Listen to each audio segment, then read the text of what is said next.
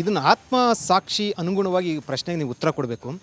ಹಿಂದುತ್ವ ಅಂತ ಅಂದ್ಕೊಂಡು ನೀವು ಕಳೆದ ಅಂದರೆ ಈ ಹಿಂದೆ ಕೂಡ ರಾಜಕಾರಣದಲ್ಲಿ ಮಾಡ್ಕೊಂಡು ಬಂದಿದ್ದು, ಕಳೆದ ವಿಧಾನಸಭಾ ಚುನಾವಣೆ 65 ಸೀಟ್ ಬಂತು, ಅದು ಒಂದು ಭಾಗ. ಆತ್ಮಸಾಕ್ಷಿಗೆ ಉತ್ತರ ಕೊಡಬೇಕು. ಯಡಿಯೂರಪ್ಪ ಅವ್ರನ್ನ ಕೆಳಗಡೆ ಇಳಿಸಿದ್ದು ಬಿ ಜೆ ಪಿಗೆ ದೊಡ್ಡ ನಷ್ಟ ಆಯಿತು, ಅದರಿಂದನೇ ಕೂಡ 65 ಸೀಟ್ ಬರೋ ಕಾರಣ ಆಯಿತು ಅಂತ ಅನ್ಸಲ್ವ? ಯಾಕಂದ್ರೆ ನೀವು ಅವರಿಬ್ಬರು ಕೂಡ ಭಾಳ ಆತ್ಮೀಯರು. ಬರೀ ಅಲ್ಲ, ನನ್ನನ್ನು ಬೆಳೆಸಿರೋರು ಯಡಿಯೂರಪ್ಪನವರು.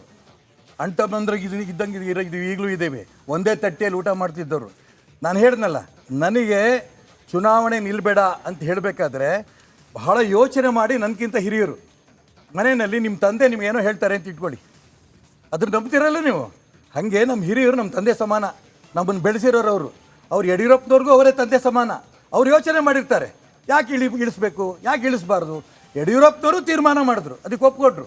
ಹಾಗಾಗಿ ಯಾಕೆ ಇಳಿಸಿದ್ರು, ಚುನಾವಣೆ ಅಂತಂದ ತಕ್ಷಣ ಜನರ ತೀರ್ಪಿನ ಒಪ್ಪಲೇಬೇಕು. ಸ್ವತಂತ್ರ ಬಂದಾಗಿಂದ ಇವತ್ತಿನ ತನಕನೂ ಕೂಡ ಒಂದೇ ಪಕ್ಷ ಗೂಟ ಹೊಡ್ಕೊಂಡು ಕೂತಿರ್ತಿ ಈ ದೇಶದಲ್ಲಿ ಅಂತ ಅಂದ್ಕೊಂಡಿದ್ರು. ಎಷ್ಟು ರಾಜ್ಯದಲ್ಲಿ ಪಕ್ಷ ಕಾಂಗ್ರೆಸ್ ಉಳಿದಿದೆ. ಈಗ ವಿರೋಧ ಪಕ್ಷದ ನಾಯಕ ಆಗಂಥ ಶಕ್ತಿನೂ ಇಲ್ಲೇನಂತ ಕಾಂಗ್ರೆಸ್ ದೇಶದಲ್ಲಿ ಬಂದಿದೆ. ಭಾರತೀಯ ಜನತಾ ಪಾರ್ಟಿ ಪ್ರಧಾನಮಂತ್ರಿ ಆಗೋ ತನಕ ಹೋಗಿದ್ದೆ. ಈ ಹಿರಿಯರ ಬಗ್ಗೆ ಗೌರವ ಇರೋದಕ್ಕೋಸ್ಕರನೇ ಈ ಪಕ್ಷ ಬೆಳೀತಾ ಇರೋದು. ಯಾಕ್ರಿ ನನ್ನನ್ನು ಚುನಾವಣೆ ನಿಲ್ಬೇಡಿ ಅಂತ ಹೇಳಿದ್ರಿ ನೀವು? ಪ್ರಶ್ನೆ ನಾವು ಮಾಡಲ್ಲ. ಯಡಿಯೂರಪ್ಪನವರು ಮಾಡಲಿಲ್ಲ. ಯಾಕೆ? ಹೈಕಮಾಂಡ್ ಅಂದರೆ ತಂದೆ ಸಮಾನ, ಅವರು ನ್ಯಾಯಬದ್ಧವಾದ ತೀರ್ಮಾನ ತಗೋತಾರೆ. ನನ್ನ ಬಗ್ಗೆ ಇರ್ಬೋದು, ಯಡಿಯೂರಪ್ಪನವ್ರ ಬಗ್ಗೆ ಇರ್ಬೋದು, ಇನ್ನೊಬ್ಬರ ಬಗ್ಗೆ ಇರ್ಬೋದು. ಯಾಕೆ ಯಡಿಯೂರಪ್ಪನವ್ರು ಹಾಗಾದ್ರೆ ತಕ್ಷಣ ಒಪ್ಕೊಂಡ್ರು? ಅವರು ಕೂಡ ಡಿಸಿಪ್ಲಿನ್ ಸೋಲ್ಜರ್. ಹಾಗಾಗಿ ಬಿ ಜೆ ಪಿಲಿ ಬಂದ ನಂತರ ಅವ್ರು ಕೇಳಿದ್ರಲ್ಲ, ಈ ರೀತಿ ಕಲುಷಿತ ಭಾವನೆ ಇರೋಂಥ ವ್ಯಕ್ತಿಗಳು ಇಲ್ಲಿ ಇರೋಕ್ಕೆ ಸಾಧ್ಯ ಇಲ್ಲ, ಬಂದ ಮೇಲೆ ತಿದ್ಕೋಬೇಕು. ನಾವು ತಿದ್ಕೋತೀವಿ, ದೊಡ್ಡವ್ರು ಹೇಳಿದ ಮಾತು ಕೇಳ್ತಾ ಇದ್ದೀವಿ. ಸರ್, ರಾಜಕೀಯ ಹೊರತುಪಡಿಸಿ ಇತ್ತೀಚೆಗೆ ನೀವು ಒಂದು ಗ್ರಾಮಕ್ಕೆ ಹೋದಾಗ ಒಂದು ದೇವಸ್ಥಾನ ಸಂಬಂಧಪಟ್ಟಂಥ ಅರ್ಚಕರ ಒಂದು ನಡೆಯನ್ನು ನೋಡಿ ಭಾಳ ಅಸಮಾಧಾನ ಆಯಿತು, ಏನೋ ಒಂದು ತೀರ್ಮಾನ ತೆಗೆದುಕೊಂಡ್ರಿ ಅಂತ. ಏನಾಯಿತು ಅದು ಅರ್ಚಕರದು? ನಮ್ಮ ಪಕ್ಷದ ಕಾರ್ಯಕರ್ತರದ್ದು ಒಂದು ಸಭೆ ಒಂದು ಹಳ್ಳಿನಲ್ಲಿ, ಉತ್ತರ ಕರ್ನಾಟಕದಲ್ಲಿ. ಆ ಸಭೆ ಮುಗೀತಿದ್ದಂಗೆ ಅಲ್ಲಿ ಪಕ್ಕದಲ್ಲಿ ಒಂದು ದೇವಸ್ಥಾನ ಇತ್ತು. ಆಡಳಿತ ಮಂಡಳಿಯ ಎಲ್ಲ ಪ್ರಮುಖರು ದೇವಸ್ಥಾನಕ್ಕೆ ಬನ್ನಿ ಅಂತ ಕರೆದ್ರು. ಒಂದು 100-150 ಜನ ಕಾರ್ಯಕರ್ತರಿದ್ದು ಎಲ್ಲ ದೇವಸ್ಥಾನ ಹತ್ರ ಹೋದ್ವಿ. ಕರೆದಂಥ ವ್ಯಕ್ತಿಗೆ ಸ್ವಲ್ಪ ಅವಮಾನ ಆಯಿತು. ಯಾಕಾಯಿತು ಅಂದರೆ ಆ ದೇವಸ್ಥಾನದ ಬೀಗ ಹಾಕ್ಬಿಟ್ಟಿದ್ರು. ಅರ್ಚಕಲ್ಲೆಲ್ಲೋ ಇದ್ದ, ಕೆಟ್ಟ ಮಾತಿಂದ ಬೈದು ಕರೆದ್ರು. ಅರ್ಚಕರು ಅಂತಂದ ತಕ್ಷಣ ನಾವು ದೇವರಿಗೆ ಅಭಿಷೇಕ ಮಾಡೋಂಥ ಅಧಿಕಾರ ಇರೋದು ಅವ್ರಿಗೆ ಮಾತ್ರ. ಒಳಗಡೆ ಹೋಗಿ ಎಲ್ರಿಗೂ ಒಳಗೆ ಸೇರಿಸಲ್ಲ. ಆದರೆ ಇವ್ರು ಕೆಟ್ಟ ಮಾತಿಂದ ಬೈದು ಕರೆದ್ರಲ್ಲ, ಅವನ್ನೆಲ್ಲ ಪಾಪ ಬಿಡಿ ಸೆತ್ತ ನಿಂತುಬಿಟ್ಟಿದ್ರು ಅವರು ಅರ್ಚಕರು. ಅವರು ಅವ್ರ ತಂದೆ ಮುತ್ತಜ್ಜ ಅಜ್ಜನ ಕಾಲದಿದ್ದರು ಅರ್ಚಕರಾಗೆ ಆ ದೇವಸ್ಥಾನಕ್ಕೆ ಮಾಡ್ಕೊಂಡು ಬಂದಿರೋರು. ಬಂದರು, ಪೂಜೆಗೆ 2 ಊದಿನ ಕಡ್ಡಿ ಬೆಳಗಿದ್ರು, ಹೋದರು.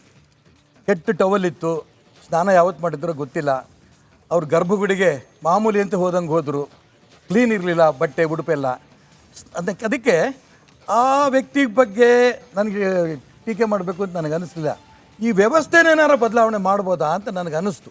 ನಾನು ಅನೇಕ ಮಿತ್ರರ ಜೊತೆಗೆ ಕೇಳಿದೆ, ನಾನು ಈ ಅರ್ಚಕರಿಗೆ ಏನಾದ್ರು ಟ್ರೈನಿಂಗ್ ಕೊಡೋಂಥ ವ್ಯವಸ್ಥೆಗಳು ಮಾಡ್ಬೋದಾ ಅಂತ.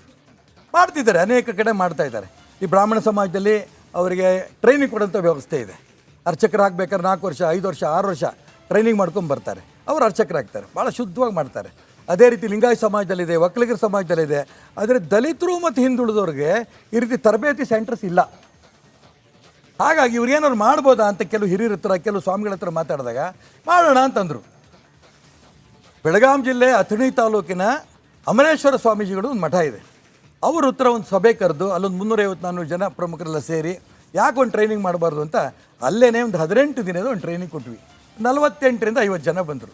ನಾನು ಕೊನೆಯ ದಿನ ಹೋಗಿದ್ದೆ, ಮೊದಲನೇ ದಿನವೂ ಹೋಗಿದ್ದೆ, ಕೊನೆಯ ದಿನ ಹೋಗಿದ್ದೆ. ಮೊದಲನೇ ದಿನ ಅವ್ರು ಯಾರಿಗೂ ಒಂದು ಶ್ಲೋಕ ಬರ್ತಿರ್ಲಿಲ್ಲ, ಪೂಜೆ ಹೆಂಗೆ ಮಾಡಬೇಕು ಅಂತ ಗೊತ್ತಿರಲಿಲ್ಲ. ಎಷ್ಟೊತ್ತಿಗೋ ಹೇಳೋದು, ಎಷ್ಟೊತ್ತಿಗೋ ಮಲಗೋದು ನಡೀತಾ ಇತ್ತು. ಕೊನೆಯ ದಿನ ಹೋದಾಗ ನಾನು ಅನೇಕರು ಪ್ರಶ್ನೆ ಕೇಳಿದೆ, ನಾನು ನೀವು ಎಷ್ಟೊತ್ತಿಗೆ ಹೇಳ್ತೀರಿ ಅಂತ. ಬೆಳಗ್ಗೆ 6 ಗಂಟೆಗೆ ಎಬ್ಬಿಸ್ತಾರೆ, 10 ಗಂಟೆಗೆ ಮಲಗ್ತಾ ಇದ್ದೀವಿ, ಯೋಗ ಮಾಡ್ತೀವಿ, ಬೆಳಗ್ಗೆ ಪ್ರತಿನಿತ್ಯ ಸ್ನಾನ ಮಾಡಲೇಬೇಕು. ಯಾಕೆಂದರೆ ಸ್ನಾನ ಅಂದರೆ ಭಾಳ ಜನಕ್ಕೆ ಗೊತ್ತಿರಲಿಲ್ಲ. ನಾನು ಪ್ರಾಕ್ಟಿಕಲಾಗಿ ಹೇಳ್ತಾ ಇದ್ದೀನಿ. ದಿನಾ ಸ್ನಾನ ಮಾಡಿಸ್ತಾರೆ ಇಲ್ಲಿ. ಶುದ್ಧ ಉಡುಪು, ಒಗೆದಿಂದಂಥ ಉಡುಪು ಅದನ್ನು ಹಾಕ್ಕೊಳ್ಳೇಬೇಕು.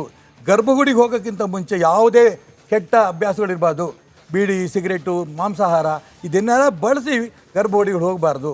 ಇವೆಲ್ಲ ನಮಗೆ ಹೇಳ್ಕೊಟ್ಟಿದ್ದಾರೆ, ಮಂತ್ರಗಳು ಹೇಳ್ಕೊಟ್ಟಿದ್ದಾರೆ ಅಂದ ತಕ್ಷಣ ನನಗೆ ಆಶ್ಚರ್ಯ ಆಯಿತು. 18 ದಿನದಲ್ಲಿ ಇವರು ಎಂಥ ಮಂತ್ರ ಕಲ್ತಿರ್ಬೋದು ಅಂತ. ಒಬ್ರಿಗೆ ಎಬ್ಬಿಸ್ದೆ, ಹೇಳಪ್ಪ ಒಂದು ಮಂತ್ರ ನೋಡೋಣ ಅಂತ. ಒಂದು ಮಂತ್ರ ಹೇಳಿದ್ರು. ಉಳಿದರೆಲ್ಲರೂ ಕೇಳಿದ್ರು ನಿಮಗೆ ಮಂತ್ರ ಬರುತ್ತಾ ಅಂತ. ಬರುತ್ತೆ ಅಂದರು. ಅಷ್ಟೂ ಜನ ಒಟ್ಟಿಗೆ ಒಂದೇ ಮಂತ್ರ ಹೇಳಿದ್ರು.